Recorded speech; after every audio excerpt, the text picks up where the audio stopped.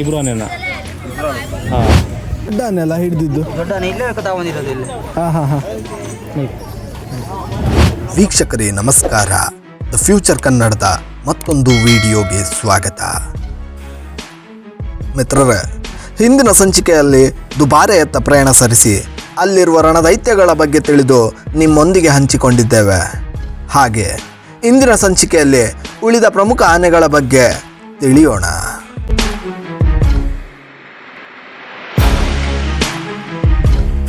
ಸುಗ್ರೀವ.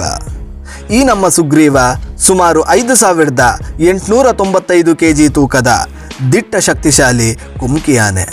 ಇಂದು ಶಾಂತ ಸ್ವಭಾವದ ಈ ಮದಗಜನು ಹಿಂದೊಮ್ಮೆ ಪುಂಡಾಟಕ್ಕೆ ಹೆಸರಾಗಿದ್ದ ಕಾಡಾನೆ.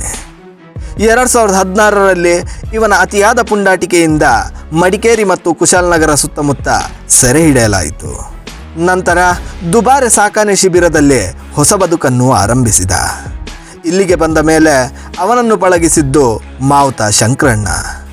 ಈ ನಮ್ಮ ಸುಗ್ರೀವ ಸ್ವಲ್ಪ ಮುಂಗೋಪಿಯಾದರೂ ಅಷ್ಟೇ ಶಾಂತ ಸ್ವಭಾವದವನು. ಇವನ ಧೈರ್ಯ, ಬಲಶಾಲಿತ್ವ ಹಾಗೂ ನಿಷ್ಠೆಯೇ ಇವನಿಗೊಂದು ವಿಶಿಷ್ಟತೆ. ಕಾಡಾನೆ ಕಾರ್ಯಾಚರಣೆಗಳಾಗಲಿ, ಹುಲಿ ಕಾರ್ಯಾಚರಣೆಗಳಾಗಲಿ ಸುಗ್ರೀವನ ದಿಟ್ಟತನವೇ ದೊಡ್ಡ ಬಲ. ಆದ್ದರಿಂದ ಇವನು ಇಲಾಖೆಯ ಮೆಚ್ಚುಗೆಯನ್ನು ಗಳಿಸಿದ್ದಾನೆ. 2022ರಲ್ಲಿ ಮೊದಲ ಬಾರಿಗೆ ದಸರಾದಲ್ಲಿ ಗುರುತಿಸಿಕೊಂಡ ಈ ಗಜಶೂರ ನಂತರದ ತಾಲೀಮುಗಳಲ್ಲಿಯೂ ತನ್ನ ಸಾಮರ್ಥ್ಯವನ್ನು ಗರ್ವದಿಂದ ತೋರಿದ್ದಾನೆ. ಇವನೇ ದುಬಾರೆ ಶಿಬಿರದ ನಮ್ಮ ಸುಗ್ರೀವ.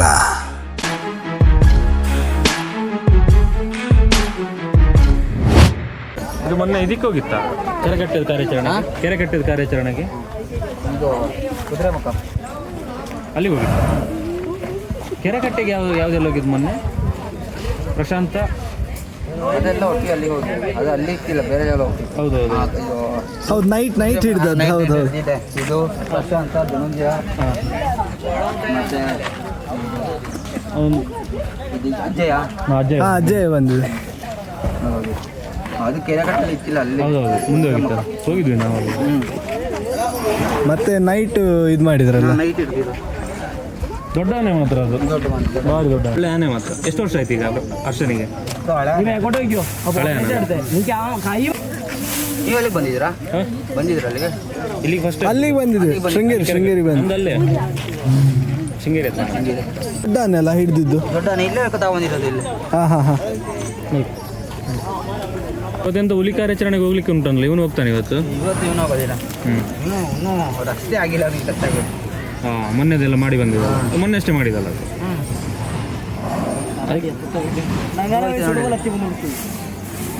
ಈಗ ಹೋಗ್ತದೆ.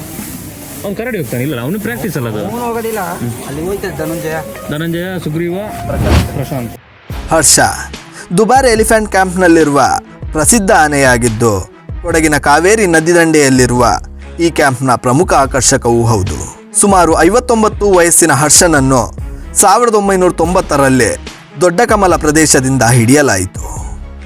ನಂತರದಿಂದಲೇ ದಸರಾ ಜಂಬೂ ಸವಾರಿಯಲ್ಲಿ ಪಾಲ್ಗೊಂಡು ತನ್ನ ಶಾಂತ ಹಾಗೂ ಶಿಸ್ತುಬದ್ಧ ಸ್ವಭಾವದಿಂದ ಎಲ್ಲರ ಮನಸೆಳೆದಿದ್ದನು.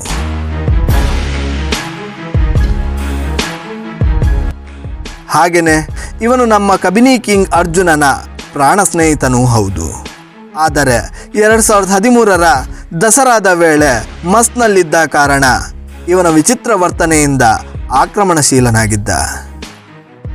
2016ರಲ್ಲಿ ಹರ್ಷನ ಮುಂದಾಳತ್ವದಲ್ಲಿ ವಿಕ್ರಮ ಹಾಗೂ ಪ್ರಶಾಂತ್ ಜೊತೆಗೂಡಿ ಕಾಡಾನೆ ಹಿಡಿಯುವ ಕಾರ್ಯಾಚರಣೆಯಲ್ಲಿ ತನ್ನ ಧೈರ್ಯ ಹಾಗೂ ನಿಷ್ಠೆಯನ್ನು ತೋರಿದ್ದಾನೆ. ಇವನು ಬಲಿಷ್ಠ, ಧೈರ್ಯಶಾಲಿ, ಸಮಯಕ್ಕೆ ತಕ್ಕಂತೆ ಮಿಡಿಯುವ ಶಾಂತ ಸ್ವಭಾವಿ. ಈ ಎಲ್ಲ ಗುಣಗಳ ಸಂಯೋಗವೇ ಹರ್ಷನನ್ನು ದುಬಾರೆ ಕ್ಯಾಂಪ್ನ ಅವಿಭಾಜ್ಯ ಅಂಶವನ್ನಾಗಿಸಿದೆ.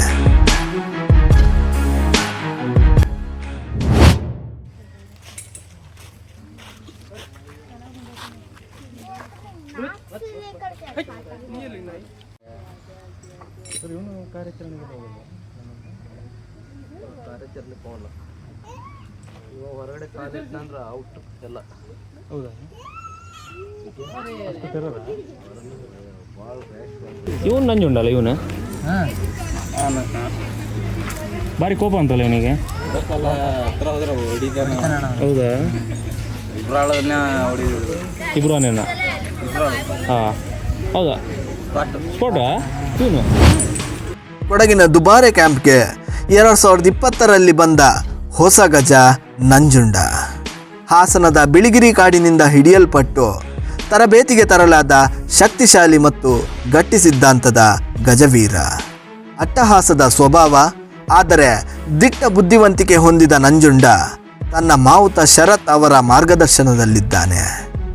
ಕ್ಯಾಂಪ್ನ ಇತರೆ 20ಕ್ಕೂ ಹೆಚ್ಚು ಆನೆಗಳ ನಡುವೆ ನಂಜುಂಡನ ಬಲಿಷ್ಠ ನಿಲುವು, ದೊಡ್ಡ ಮೈಕಟ್ಟು ಹೊಂದಿದ ಈತ ಇನ್ನು ಯೋಧನಾಗಬೇಕಾದ ಗಜ. ದುಬಾರೆ ಕ್ಯಾಂಪ್ಗೆ ಹೊಸ ಗರ್ಜನೆ, ನಮ್ಮ ನಂಜುಂಡ.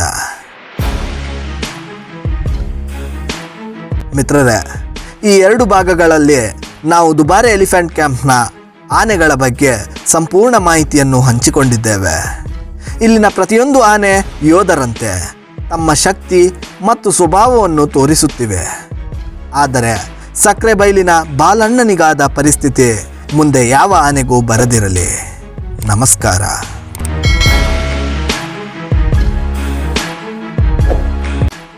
ಈ ಮಾಹಿತಿ ಇಷ್ಟವಾದಲ್ಲಿ ಸಬ್ಸ್ಕ್ರೈಬ್ ಮಾಡಿ. ನಿಮ್ಮ ಅಭಿಪ್ರಾಯ ಕಮೆಂಟ್ ಮಾಡಿ ತಿಳಿಸಿ. ಮುಂದಿನ ವಿಡಿಯೋದಲ್ಲಿ ಮತ್ತೆ ಸಿಗೋಣ. ನಮಸ್ಕಾರ.